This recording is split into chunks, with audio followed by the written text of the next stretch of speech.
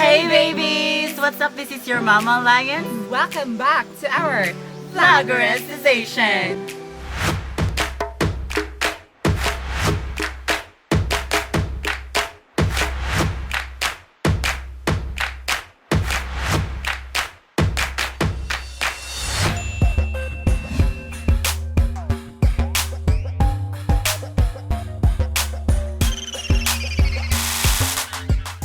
Did you know, mga babies, that agriculture is the backbone of our society? Did you also know that Philippines is rich in both flora and fauna? It means that we are rich in biodiversity. Indeed, Philippines is an agricultural country. But sad to say, agriculture is the poorest sector of our economy.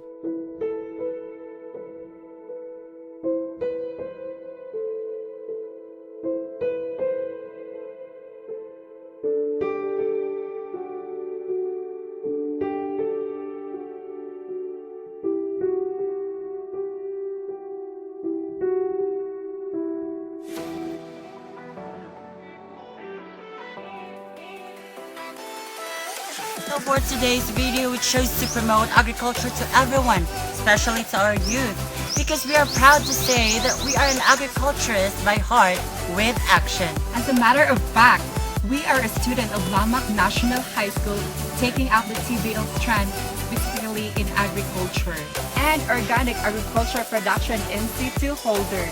And for our first agricultural series, we are going to teach you how to make concoction. First and foremost, we would like to thank Lamak Multipurpose Cooperative in partnership with TESDA and also CYP through Sustainable Agricultural Education Program In providing us technical skills and trainings to empower us to become a young agripreneur. But before anything else, let's just have a quick tour to discover the fun in the farm.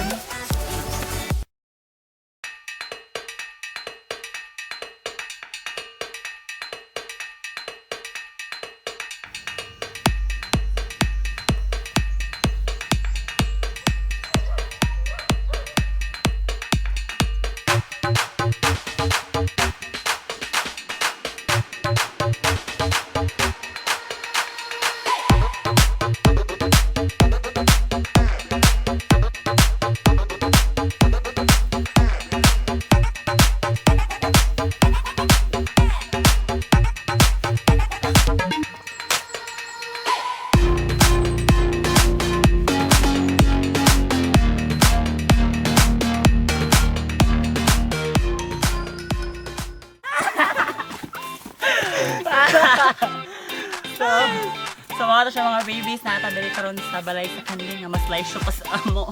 Ang amo ka itong paggun pero ila grabe kaligon. My goodness, my paugano. Ganawan niya babies. Ulik, oh my god.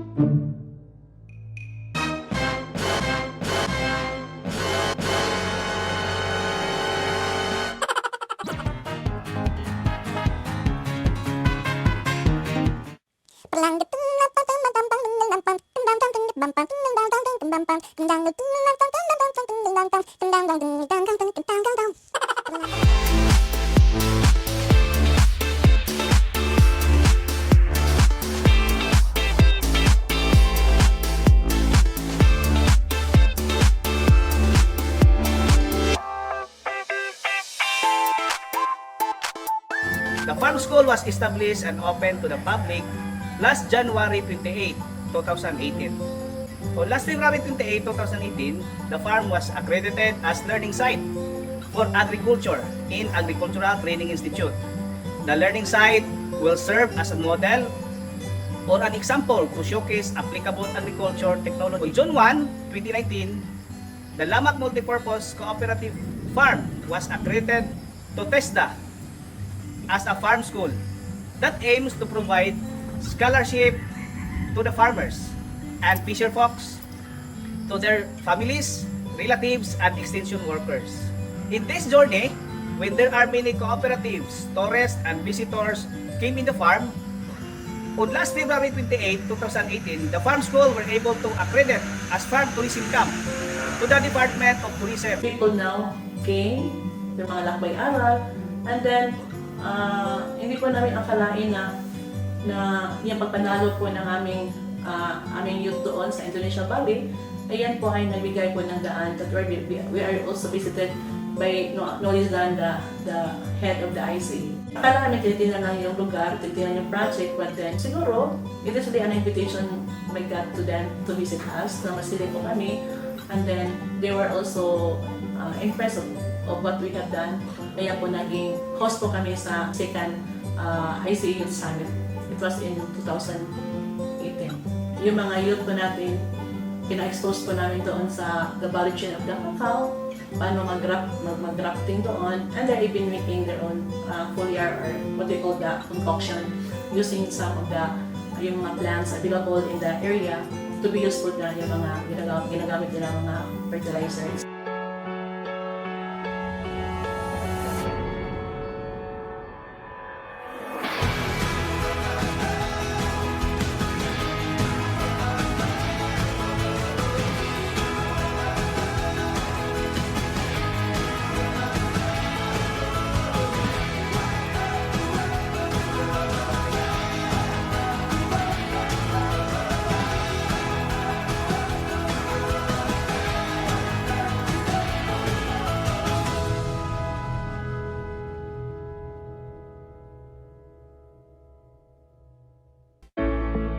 Hey babies! So for today's video, we will be teaching you how to produce organic concoctions and extracts. So ang concoctions di ay mga babies is muna siya replacement nato sa itong chemical-based fertilizer. We choose to produce and use organic concoctions instead of using synthetic fertilizers. It's because of the 3 rules. First, safety. Second, safety.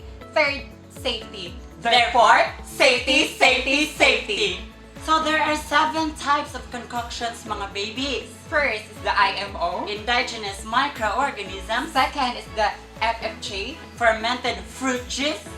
Third, the FPJ.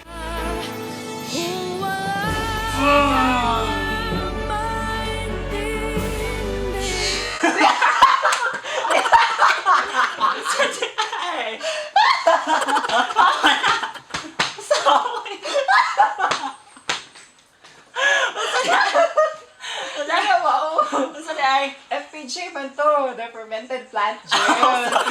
Fermented plant juice. Fourth is the FAA. Fish amino acid. Fifth is the cow food. Calcium phosphate. Sixth is the OHN.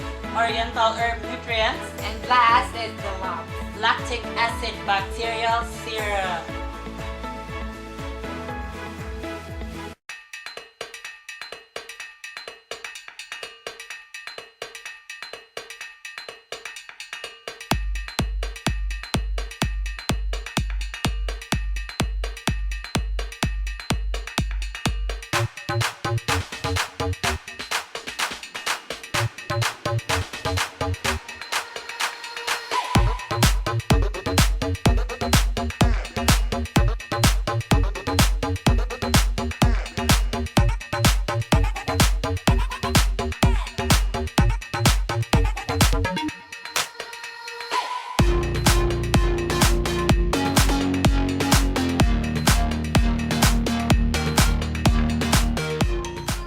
So before ta mag-perform sa to ang concoction nga pagahimuon karon mga babies, kinahanglan ta og personal protective equipment.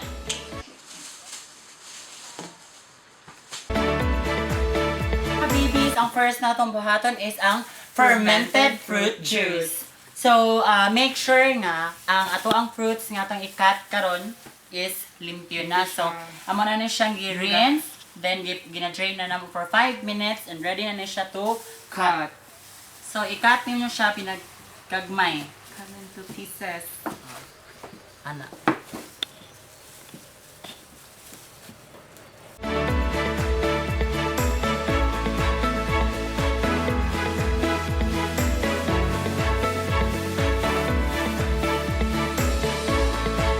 karon dahil mga babies, kinahanglan, ino kaayo ni siya. Pure. No? Then, dili na ito pasobraan o push kay mo gawas ang iyahang duga. Na may proper PPE no para safe kanunay. So, kung hait kayo inyong kutsilyo, nahinayon lang gihapon na to ka. Kay basta maapil ang dili ang ngay maapil. Slowly but surely. So, mana na mo agkat ang papaya. So, Isagol na nato ang molasses! Oh my gosh, this is exciting. So, kaning nga part is very yummy. Sorry, nibubo na. So, gihapon ang hinay-hinay gihapon siya. So, ang kanidang molasses mga babies, gikan ni siya sa kanang sugarcane waste nila. Yes. So, kung wala mo yung molasses sa inyo, pwede lagi siguro kamay kinugay, no? Magmugna mo o ginani. Kay mao man ni siya, dali ra siya mupuyo ang kuandri ba? Ang mga microorganisms. So, dapat okayon dyan na to para Yes. ma-mix dyan siya. So, ukay-ukay lang. Okay.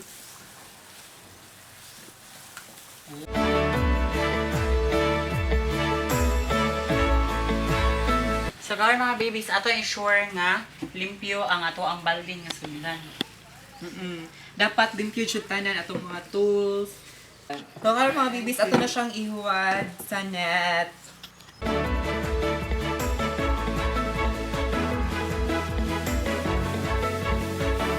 Make sure nga tilukon. Tilukon, uy.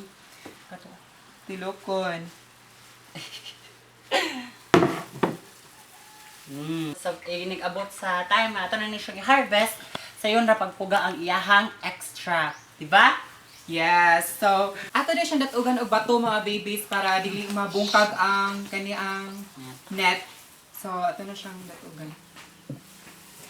Then after anak mga babies, kinahanglan ato na siyang trapuhan ang baba sa ato ang balde para dili siya madali magisi. So karon nato na siyang tabunan mga babies. So ang purpose de ani siya nga nang tabunan nato siya is para dili kay siya madiretso og igo sa sunlight kay mamatay ato ang mga microorganisms which is useless ra gihapon sa atong pagbuhat ini di ba? So, ato na siyang tabunan karon. Yes, make sure nga hugot pagkataon.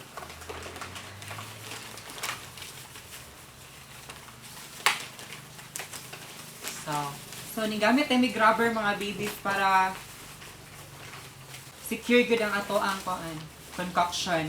True. O karon, so nahumanan na to siya og cover. So next is labeling. So dili siya isuwat diri no kay naa na siya chemical ang pentel pen nga maka-cause of contamination.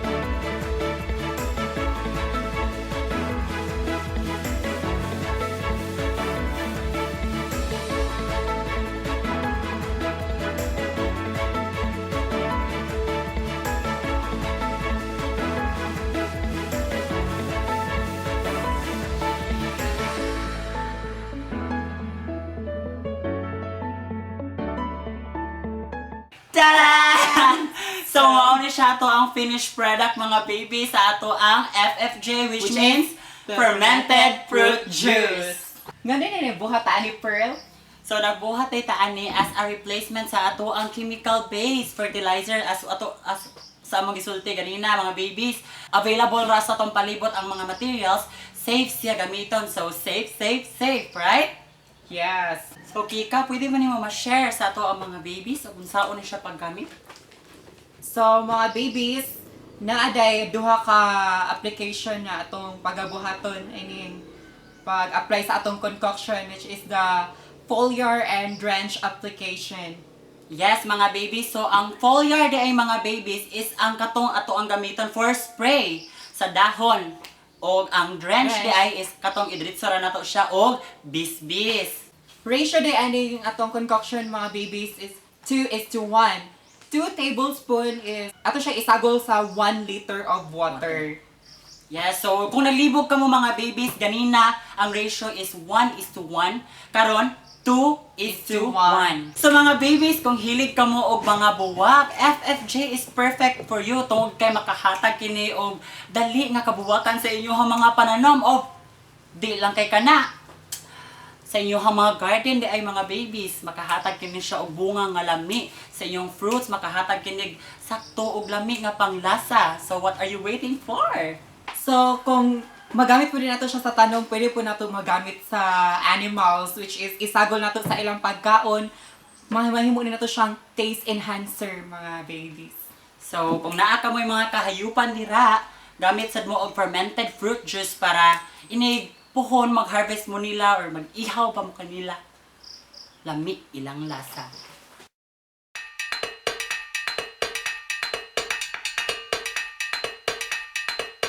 So, mao na dito siya ang process sa paghimo og fermented fruit juice, mga babies. And I hope na amoy nakutlo nga pagtulon ani ini amo ang gi-perform. We would like to thank sa atong stakeholders, first sa Lamak National High School, atong mga teachers. Hello teachers, thank you for encouraging us na malove na mo ang agriculture, headed by our principal, Mr. Delphin P. Tukib. Thank you. And also, we would like to thank Lamak MPC Organic Farm School in partnership with TESDA nga mo naghatag na mo aning free training sa organic agriculture production NC2. So, therefore, we're proud to say that we are NC2 holder. Next, thanks to the CYP through the Agri-Youth for providing us trainings and activities just to promote agriculture to the youth. Because being young is not an excuse to do great things. I am Pearl, I am Kika. and we are Empowered Young Agripreneurs. This is your Mama Lions. Take care, cause we care.